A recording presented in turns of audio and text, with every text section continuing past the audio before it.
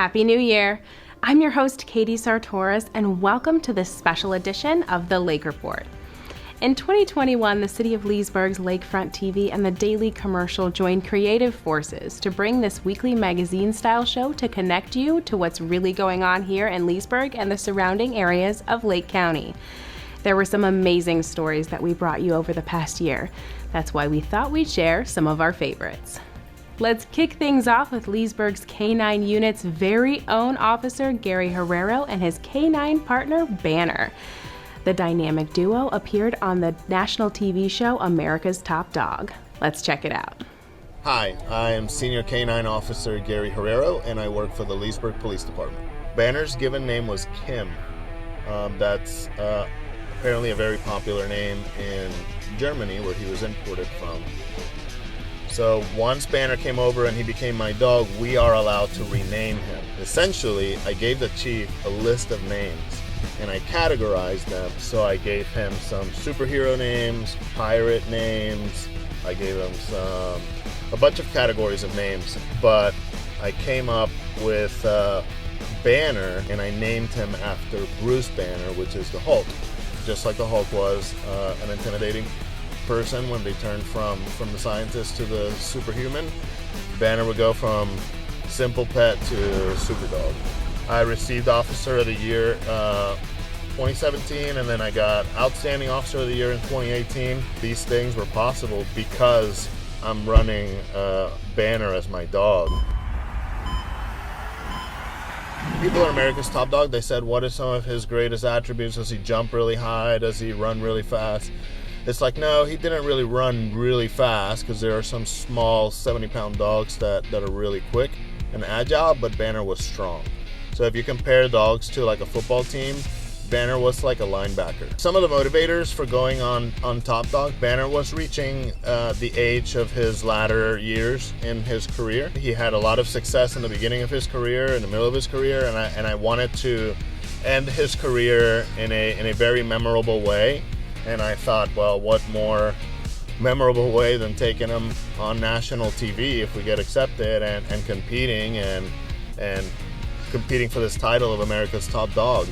I wanted to show, like, on a national or possibly an international level, that even a small city like Leesburg, we have dogs that are of the caliber to match the caliber of any dog on any police department in any given city in the world.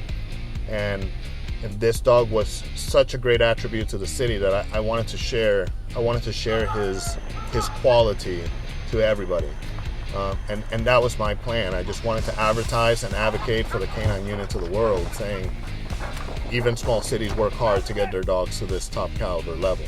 On America's Top Dog in season 2, they pair you up against a rival. My rival was Officer Adam Lapete.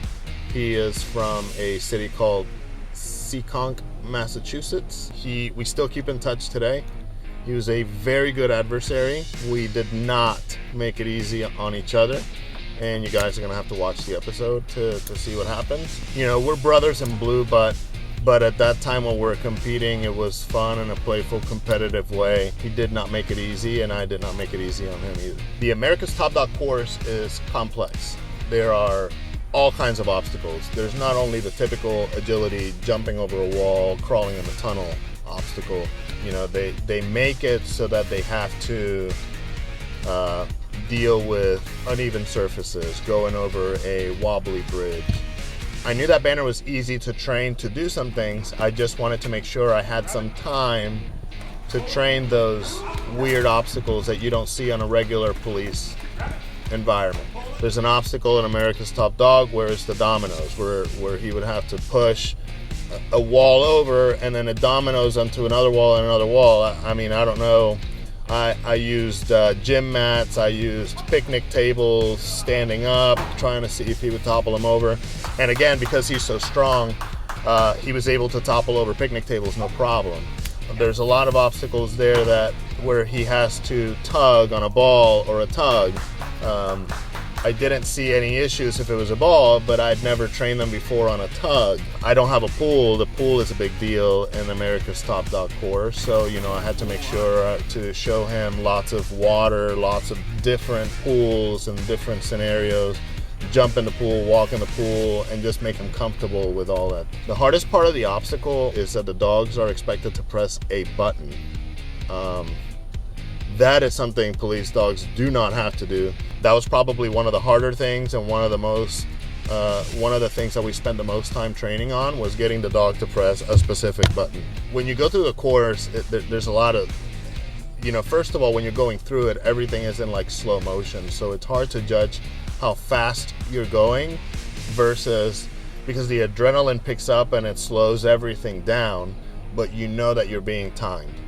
And I know that my competitor Adam had a great time on his run. So all of these things are going in my head. I have to go fast, but I have to be specific as to what button he touches. And if I go too fast and I leave him behind, maybe he thinks something, maybe then he thinks there's going to be something to worry about, so then maybe he won't do an obstacle. So there was like a lot of emphasis on precision and getting him to do each individual obstacle. So like in my head, I separated each obstacle as one thing. And then as long as we did that one thing in a quick manner, then we were able to get through the whole thing as a whole with a great time. The show filmed on September 2020, and Banner retired in April 2021. But Banner was the first dog I had for a full tour of duty on his part from beginning, from canine school till retirement. So there's a lot of experiences there. The bond that develops from that relationship is unexplainable. And I think any canine handler with any amount of service, even if they serve with their dog for a year, 2 years or more, they can attest to this special bond that you create with this animal that you spend so much time with. I was calculating it the other day, it's like 24 years I've been depending on an animal for a paycheck. So when I get a new animal, it's the same thing when I trained horses. When I get a new animal, I put so much time, emphasis, focus on developing everything, because there's so many areas that you have to train, that I felt that I would do a disservice to Banner.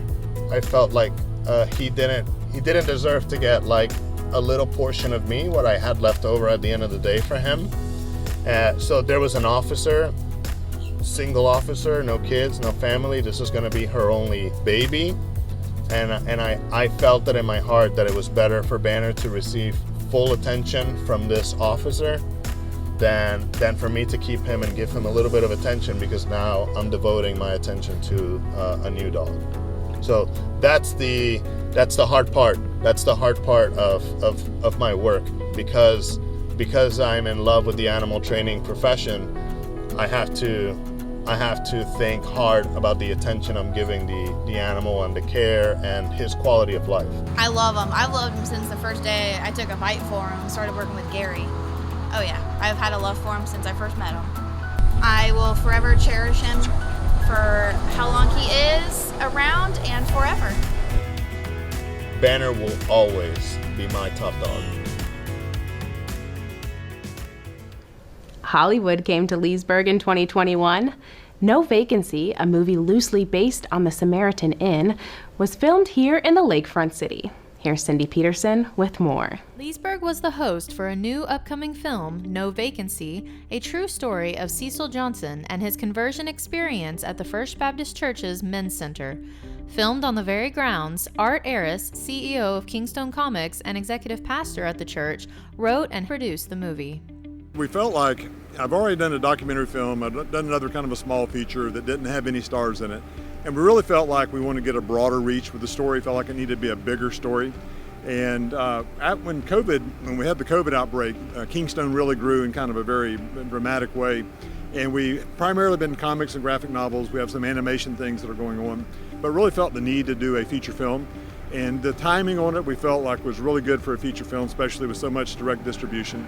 And so we began putting together the film, and almost immediately we had large film distributors say, hey, we want to take our first cut at it. There's a lot of drama that happens right here in Leesburg, and we really wanted to portray that in a motion picture.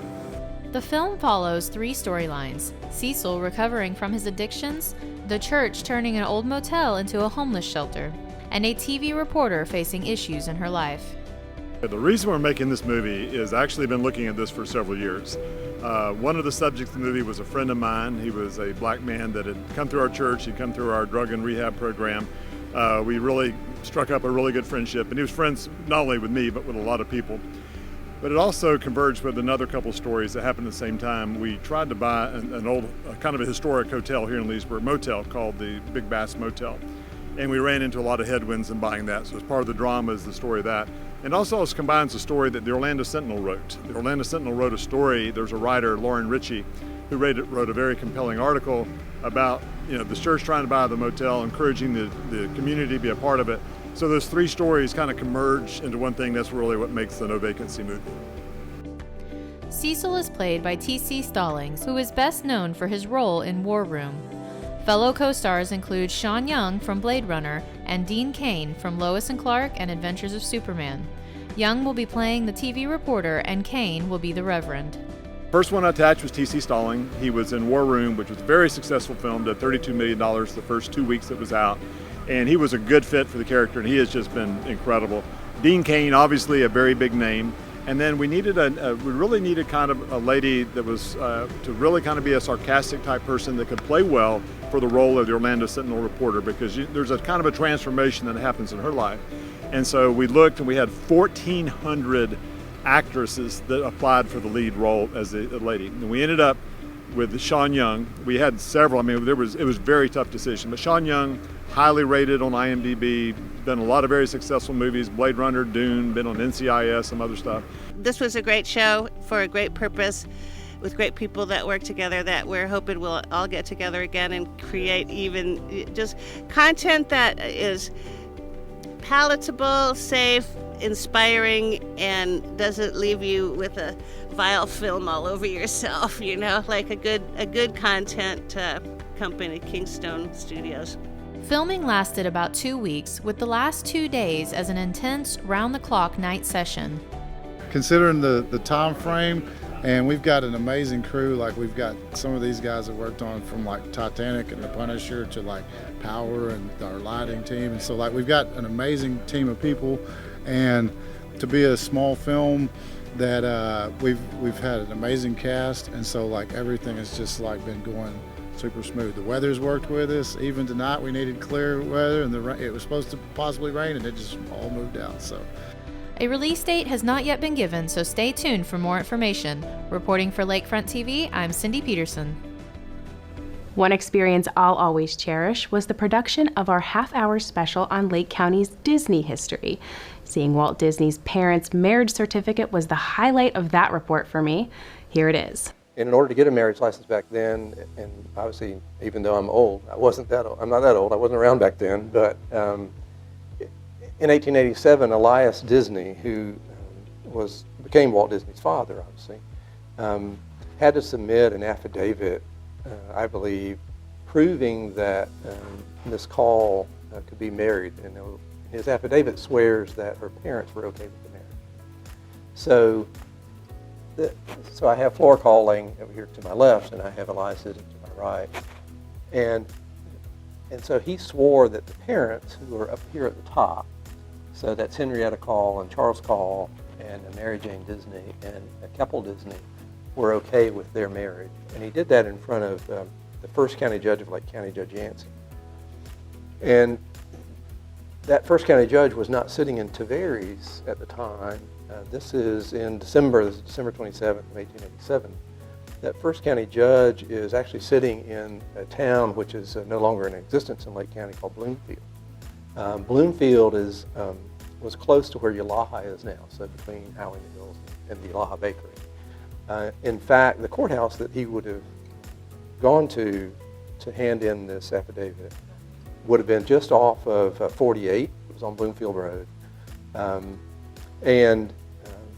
He handed that in to Judge Yancey, who was the first county judge in Lake County. Lake County had only been formed in the summer of 1887, so this is some few months later that he decides to get married, or they decide to get married. And so he hands this affidavit in. And oddly enough, it wasn't signed by the parents. It was signed by the guy who wants to get married to Flora Call. So he hands this in, and just on notebook paper, it's in his hand. And then Judge Yancey issues this next document, which is a marriage license for the state of Florida. And he fills that out, and you can tell by the marriage license, Elias Disney and Flora Cole both lived in Akron, Florida at the time, and Akron was in Lake County, about 10 miles west of the St. Johns River, basically where Paisley is today. In order for Mr. Disney, Elias Disney, to get to Bloomfield, he would have traveled about 40 miles. I can't tell you if Miss Call was along that day. There doesn't appear to be any different handwriting on here necessarily. She certainly didn't sign the affidavit. If he was traveling it in a carriage, my understanding is the average speed of a carriage is about 5 miles an hour. So it would have taken him 8 hours to make this trip to get this license, so it was very important to him. If he was on horseback, I'm assuming quicker than that, so he could get the license. But they received the license and then were subsequently married January 1st of 1888. Just a few weeks ago, the city of Leesburg held a ribbon cutting ceremony for the brand new H.O. Dabney Aquatic Center. This is one monumental project that will have a lasting impact on the city of Leesburg. Hi, my name is Brian Erchuk, and I'm here at an exciting time. We're here at H.O. Dabney Aquatic Center ribbon cutting. We're really excited to get this thing open and get people in this pool, but today we're here to celebrate and cut the ribbon so that people can come through and start looking at it. Today is a big day. This project is a big deal. And this project is a big deal because it's about community, it's about how we got here, where we were, and where we're going in the future, which is everything is better. I think this project's going to represent Leesburg great. I think this location is awesome, but it's really awesome to get the ribbon cut on this facility, state of the art, putting Leesburg on the map and keeping it there. Today is a really great day for everyone because it's nice to see this facility come to its completion, from design to being able to be constructed. All the hands that went into making this complex possible for the community. It's going to be great to see everyone, adults and kids, enjoy the complex and the swim meets. We want to thank the city commissioners, the city manager, Travis and his team, and all the city members that allowed us the opportunity to help design with this facilities.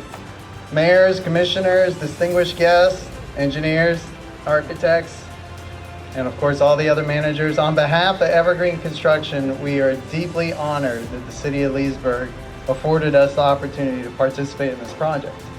We take great pride in participating in the construction of recreational facilities that enhance the community in a deeply positive manner. As we near final completion, we are all anticipating the day that our project superintendent, Rob, and our project manager, Sean, will don their Speedos and jump into the deep end of the pool with the ritual cannonball.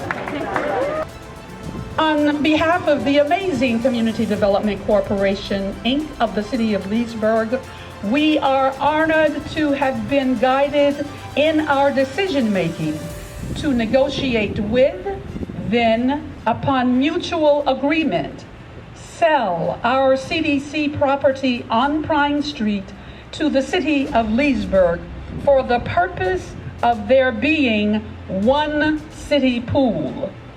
Because alone we can do nothing, but together we can do much. And that is what we have done today. You had to have come through the era, as many of us have come, in order to really, really appreciate this day. To say that I am excited, honored, and delighted to be a part of this ribbon cutting ceremony today for the H.O. Dabney Aquatic Center would be an understatement. Well, I can honestly say that my father, Hubert O'Donnell Dabney, loved his community, and throughout the years, it loved him back. Because of his love for people, Daddy, as I called him, dedicated his life to helping others, initially in the black community, because let's face it, this was a segregated time in our history, initially, and later to the entire community. He exemplified passion, before it was a buzzword for successful people. He loved God, his family, and his community, and was passionate about all three. Why else would he drive a bus to pick up children to take them to the pool and teach them to swim? So I leave you with this. May the name of this aquatic center serve as a constant reminder to each of us the importance of loving people, helping people, and diligently serving all humankind.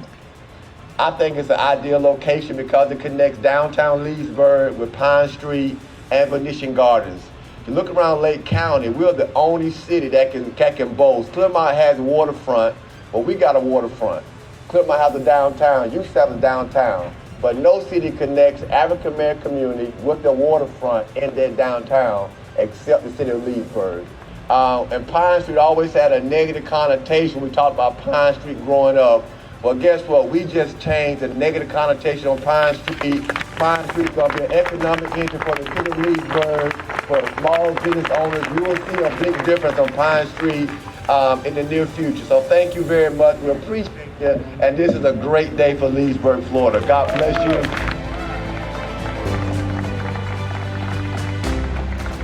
So we just concluded our ribbon cutting, and everybody walking around had lots of good things to say about it. We are looking forward to seeing everybody out here in the spring and summer.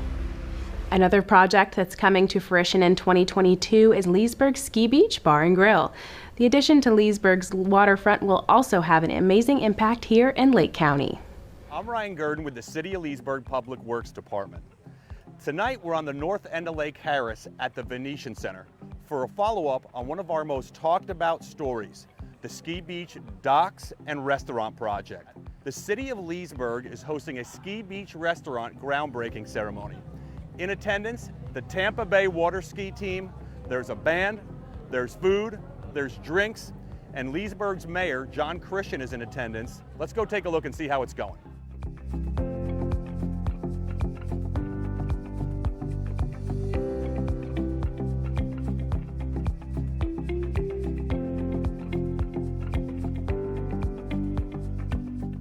All right, Mr. Hurley, great turnout here tonight. Absolutely. What are your thoughts? Well, it's exciting. I think it just shows the enthusiasm and the desire that the city has had and the community has had for something like this to be right here on the water. So I know I'm looking forward to some things with this restaurant. What are you most looking forward to?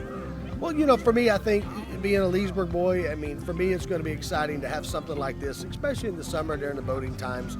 And listen, this is going to be something great, whether you're on land or water, you're going to be able to access it. I think it's going to be perfect in the basin. It's going to be a lot of excitement. And yeah, I've got a few things particular that I'll probably do, but we're not going to talk about them. I guess neither of us will. Thanks for being with us. All right.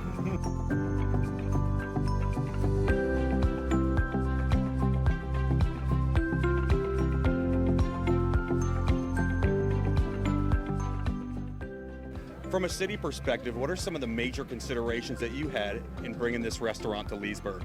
Wow, this restaurant is so important to Leesburg, and the city, because of the docks on the water, always presents a challenge because you don't know what you're going to run into when you start digging in, how deep the pylon's going to be to make the structure sturdy. So it was a gamble for the city, but we thought it was well worth the opportunity for us to bring a restaurant on the water. Well, it seems in a real short amount of time there's been some great progress. What are your thoughts on the progress?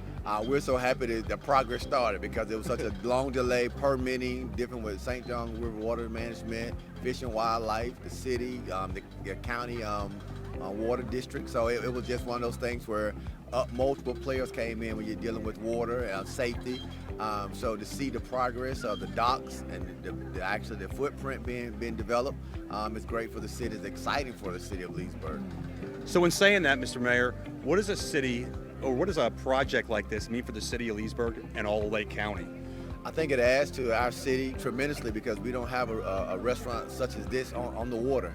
Lake County, I think it adds another complement to our county when we're trying to lure people to our county. This actually provides another opportunity for us to say, look at Lake County. You can now just not see the water, but you can enjoy the water in another facet. Well, it looks like you and I aren't the only ones who are excited about it. So thanks for being with us tonight. We look forward to getting this going. Thank you very much. All right.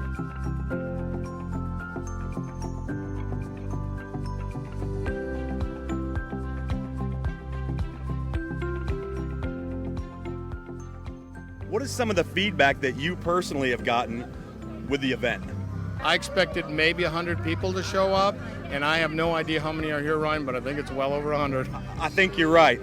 Now, you'd be surprised, since the last time me and you talked, how many people have come on up to me and asked me about Louisiana cuisine. There's an interest, man. There's an interest.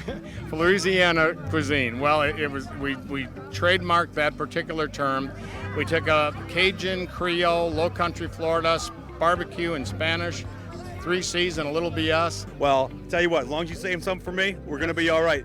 Man, it is always good talking to you. Ryan, thank you guys for coming out tonight, and enjoy yourselves. Yes, sir, will do.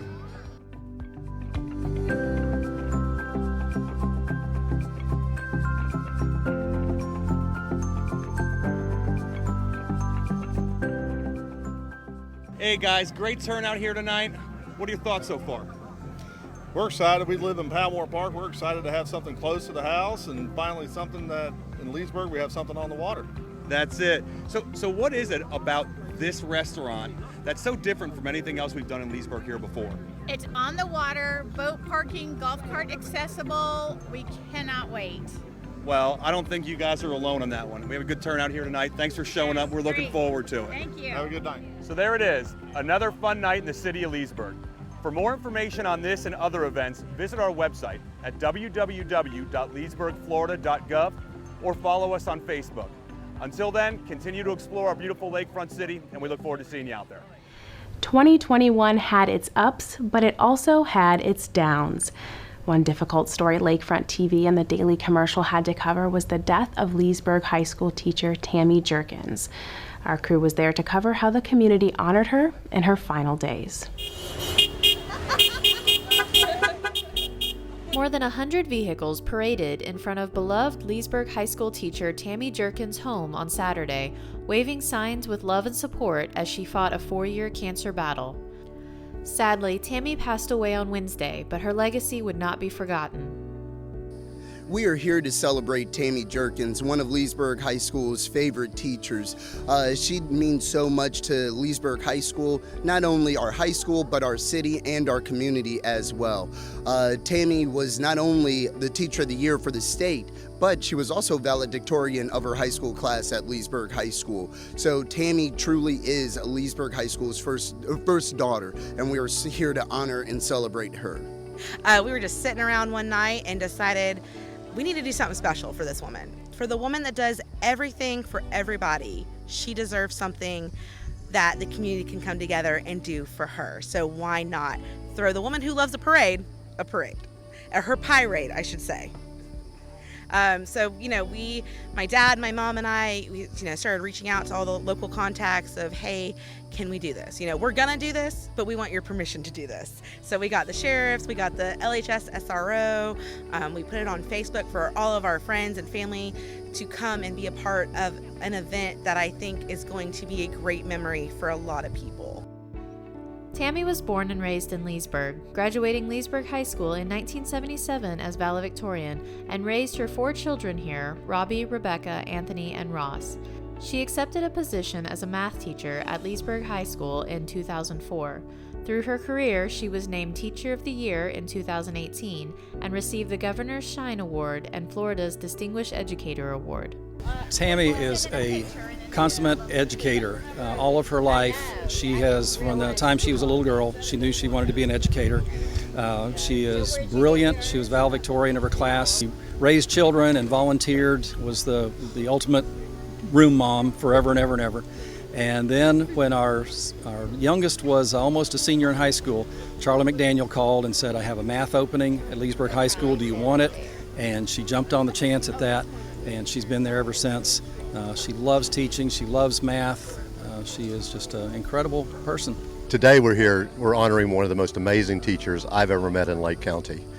And when I first met her, she was selected the Teacher of the Year for the entire state of Florida. And she would spend a year going around and inspiring young teachers in the field of education. I remember her distinctly telling me that while she thoroughly enjoyed that privilege and honor, that she could not wait to get back to her kids and her classroom. And that is the best of the best that we have in Lake County. So that's why I'm here, and that's why all these people are here. Although Tammy was too weak to see the parade outdoors, it was streamed to her in her room, where she said she was completely humbled that so many would share their love for her through this parade. She wanted everyone to know that she loves and appreciates the kindness. There's this one person in the world who's just, she lights up your life, really. She truly cares about your education. She cares about your family. She's just the nicest lady. She really is. So Tammy, we love you from the county level where you helped all the different teachers train at Leesburg High, and with all the trainings that we did with you. You have a special part in our hearts. We love you. You're a wonderful teacher. You're a wonderful sister-in-law. We support you, and we hope you like our parade. Mwah. Tammy left a mark on this community and will be missed dearly. Reporting for Lakefront TV, I'm Cindy Peterson. One heartfelt story we covered this year was World War II veterans Papa John's dream flight. The 92-year-old TikTok celebrity took a flight in a World War II plane. Let's check it out. 92-year-old World War II veteran John Mccreary took the ride of a lifetime through the Dream Flights national program at the Leesburg International Airport on Tuesday aboard a restored World War II Stearman plane, which was used to train pilots during the war. What an honor, you know, to be singled out. That's something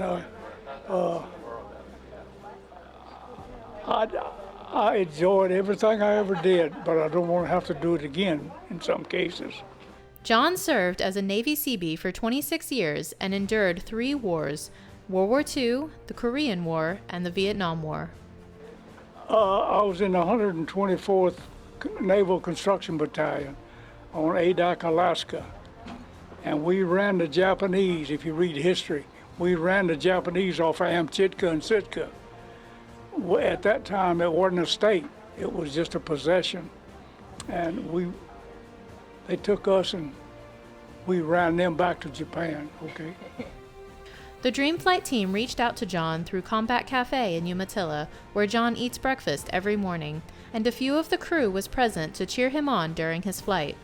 So Dream Flights was started in 2011, and our founder, his family, they're very dedicated to aviation and our senior citizens. So they started taking up senior citizens and senior veterans back then, and since 2011, there's been over 4,000 Dream Flights. And the whole experience, as you've seen today, you know, taking them up on a flight and presenting them with a hat and just honoring them. And this year, however, we changed and we developed Operation September Freedom. And that was where we're dedicated solely to World War II veterans. Yeah, it's our greatest generation in our country that fought for the democracy and the freedom that we have today. And we want to honor them. I mean, they're getting up there in age, and it is such an honor to be able to focus solely on them. So Operation September Freedom started the 1st of August, and we have over 1,100 World War II veterans that are planned to go up in one of 6 Stearmen that we have flying across the United States. We're adding more names to it. It seems like almost every day, so I wouldn't doubt if we end up going over 1,400. Daryl and Melanie are veterans themselves and enjoy traveling the country to honor these national heroes. I almost feel selfish how much enjoyment and I get out of this, and it's such an honor to meet these people and everything they've done for our country, and they have so many stories, and the stories aren't going to be around much longer, so it's just truly an honor and a blessing. Yeah, and we're both veterans as well, so that makes it even more special for us. We know what it's like to serve, but to the degree that they served for World War II, wow, we're nothing even close. So that's why it's such an honor. And I know when we land, I'm usually yelling up, "Hey, how was that? Did you have a good time?" So sometimes I'm not sure who has more fun, me or our Dream Flyer. The 20-minute flight ended with a big smile on John's face and a special gift to him from the Dream Flights team. As a token of our appreciation, we have an Operation September Freedom hat. On it, I've written, "Thank you for your outstanding service," and put my chicken scratch right there. And that's your hat now. Awesome. Now I know why they call it Lake County, because it's up there, it's beautiful. It's a beautiful place. And I don't know what else to say, except arigato gozaimasu. Japanese, that's thank you very much, sir. Exactly. Reporting for Lakefront TV, I'm Cindy Peterson. We hope you enjoyed this special edition of the Lake Report. Lakefront TV and the Daily Commercial look forward to keeping you connected with your local news and events in your community in 2022. Until next time, get outdoors and explore this beautiful place we all call home. We'll see you next time.